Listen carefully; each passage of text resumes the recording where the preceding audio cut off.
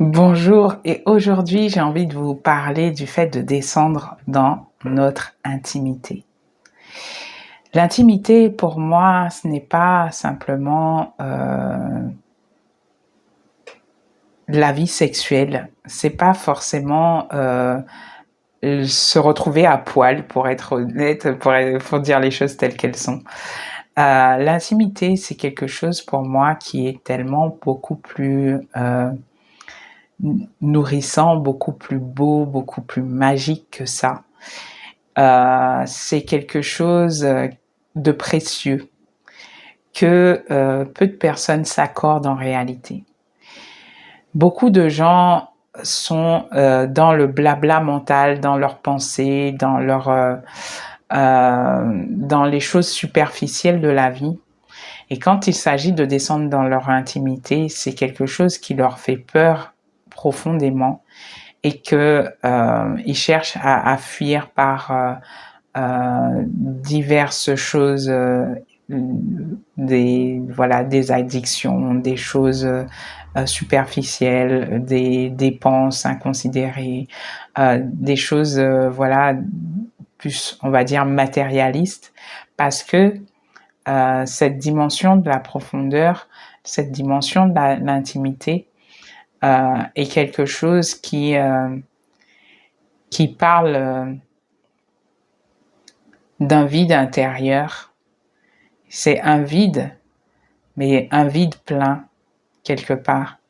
Mais quand on n'est pas habitué à fréquenter ce vide intérieur, fréquenter ce vide plein, ça laisse une impression d'immensité et ça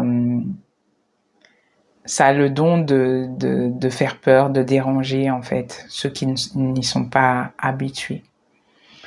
Alors on va avoir des comportements comme mettre la musique ou la télé en fond sonore toute la journée. On va aller toujours se nourrir auprès des amis, de la famille. On va courir à droite à gauche pour ne jamais être seul chez soi à regarder le plafond, on va dire ça.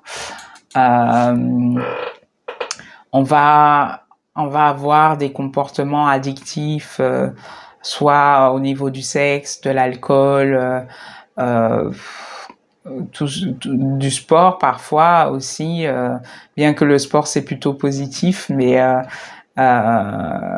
parfois ça peut être une addiction pour ne pas se retrouver confronté à soi-même.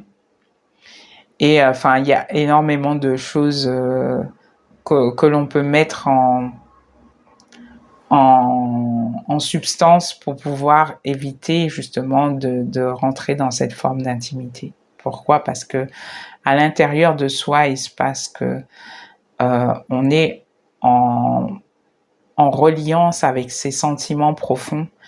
Et lorsqu'on n'a pas l'habitude d'être dans cet espace-là, les premières choses que l'on vit peuvent ne pas être très agréables parce qu'on se rend compte de la réalité des choses, de la réalité de nos vies, de la réalité des sentiments qui nous traversent. Et généralement, on se rend compte qu'on s'impose énormément de choses, que l'on vit peut-être à côté de ses pompes, comme on dirait.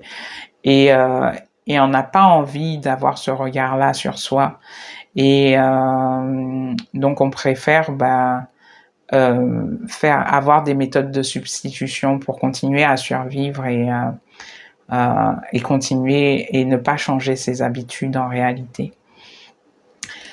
Entrer dans son intimité, descendre dans cette intimité, lorsque l'on a fait le travail nécessaire et que justement on s'est confronté à notre réalité et qu'on s'est confronté à ces sentiments un peu plus désagréables et qui nous traversent et qu'on est au plus proche de soi.